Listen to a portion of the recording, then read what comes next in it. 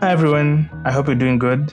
Today we're going to take a proper deep dive into something that has been quietly developing in this Arsenal team. And honestly, it's one of those things that you notice once you really watch closely. I'm talking about the duo that has been slowly building a connection, understanding each other's movement, and realizing their chemistry week after week. Ladies and gentlemen, let's welcome Trossard and Calafiori. But before you get into the tactical side of things and break down the combinations they form on that left-hand channel, I want us to pause and look at the numbers for a bit. Yes, I know stats don't tell the full story, but they help us understand what's actually going on beneath the surface. I'm going to compare Arsenal's right-hand side, Saka and Timber, with the left-hand side of Trossard and Calafiori.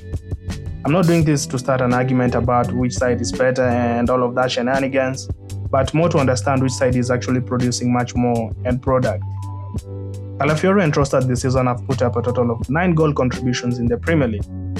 On the other side, Saka and Timber have 7, and the minutes are almost the same, 1,675 for the left and 1,747 for the right. Yes, the gap is not huge, but the left channel has lesser minutes compared to the right channel.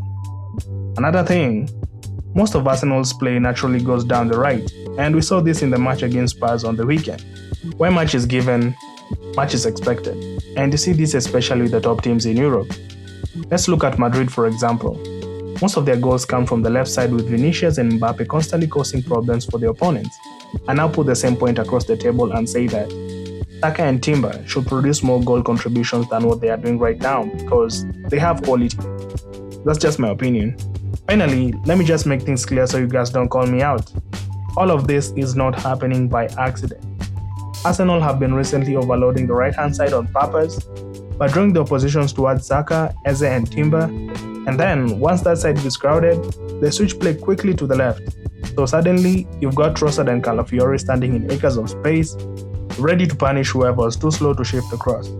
Now, moving on from the comparisons, let's talk about why Arsenal's left-hand side is so effective. Honestly, I don't think anyone expected Trossard to hit the levels he's hitting right now, because if we're being real, I thought Eze would take the left wing spot, with Martinelli backing him up, and Trossard would just come in here and there when needed. But football doesn't always follow the script, and once that door opened for him, he took the spot and absolutely earned everything that's come his way. It's the way he moves with the ball. Right foot, left foot, always sharp, always clever, he's versatile, he breaks lines with smart passes, and most importantly, he shows up with goals in the big games. That's what separates good players from important players. Trossard is quietly becoming a cult hero at Arsenal right in front of us. Calafiori, on the other hand, is basically the definition of Italian defending. He's strong in the air, he pops up with the occasional unexpected goal, and his movement is top class. The way he has completely locked down that left back spot, to the point where Lewis Kelly is not getting any minutes despite doing nothing wrong, says everything about his level. He can step into midfield, he's calm under pressure, and his composure in front of goal is honestly something you'd expect from a striker. What more can you really ask from him? To understand this properly, let's take a look at the Spurs game on Sunday when Arsenal scored the first goal. That goal came from a clever overload on the right side, followed by a quick switch to the left where Arsenal created a huge amount of space. Early in the match, Trossard held the width on the left side, while Calafiori operated slightly inside and a bit deeper in the half space. Spurs tried to deal with it by having Danso step forward to press Calafiori, while Spence tracked Trossard. Trossard drifted into the half space between Spence and Danso, while Merino also shifted across.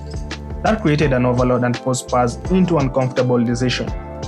If Danso stepped forward to follow Calafiori, Merino would simply drift into the space behind him, meaning Arsenal always had an extra free man. Palhinha's job was to track Merino, but he kept ball watching instead of staying disciplined with his mark, and that became a problem. That's exactly how the goal happened.